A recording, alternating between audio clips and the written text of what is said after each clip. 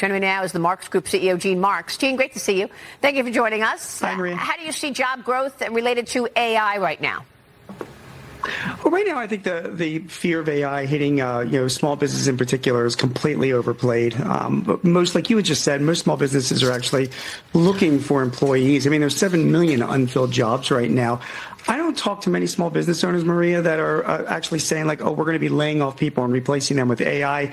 They're desperately looking for people. If anything, they would love to use AI to just make their existing people more productive. So just really in the near term, and I mean in the next year or two at least, I don't see AI having that big of an impact on small businesses around the country. That is quite refreshing. I mean, just, 2 weeks ago, we heard from Block, right? And Block said that it's cutting 40% of its workforce because AI is replacing humans.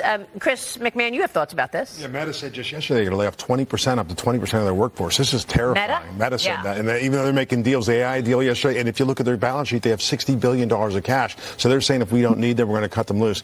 I think we have to look to small business because the small business just doesn't have the same AI disruption. It's a big deal. Small businesses need people to do jobs, which is better. And Gene, maybe that's the point. Small business is not relying on AI the way the big, large global corporations are. Yeah, 100%. I mean, listen, all the big money that's being spent on AI right now is at the corporate level, and they're having some hits and misses. And I do agree. I mean, they're employing AI to get rid of people, and that is a fact. Small businesses are just not in that case right now. I mean, whenever you hear these surveys about, small businesses are adopting AI, what was really happening is that a lot of businesses are dabbling around with AI. They're playing with ChatGPT or other AI chatbots. No small business owner I know, Maria, is relying on AI for their core processes of their business, and they certainly don't have the money to invest in the kind of AI systems that larger companies are doing. That's laying people off. I think it's an opportunity for small businesses. I think there's a lot of talent that's going to be available that they're going to be able to to employ. And don't forget, I talk about this a lot. I can literally name you 50 jobs that didn't exist in 2006, 2 years ago, that exist today because humans find other stuff to do, So technology will absolutely replace some jobs, but I am confident that small businesses in particular, they need the technologies just to get the work done. Liz.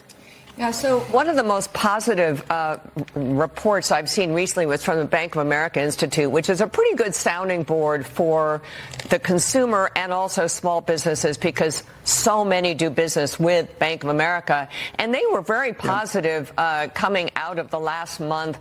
Demand was up. People were very positive about their business outlook. Is that how you read the sentiment of small businesses right now? Demand is good, and they're looking forward to a pretty good next few quarters?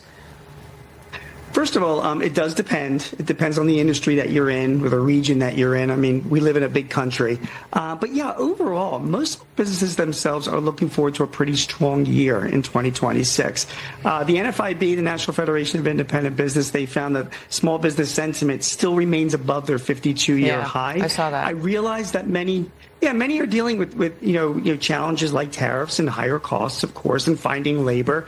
But for the most part, sentiment is still pretty strong, and they are looking for some pretty big tax breaks this year as well. Hopefully, a continued decrease in interest rates that's going to be helping them with their growth and giving them available money to invest and hire as well. So again, it does depends on the industry you're in and where you are in the country. But generally, most small business owners that I talk to, a lot of my clients, they are looking forward in 2026 to a fairly strong year. All right, we will leave it there. Great to see you, Gene. Thank you so much.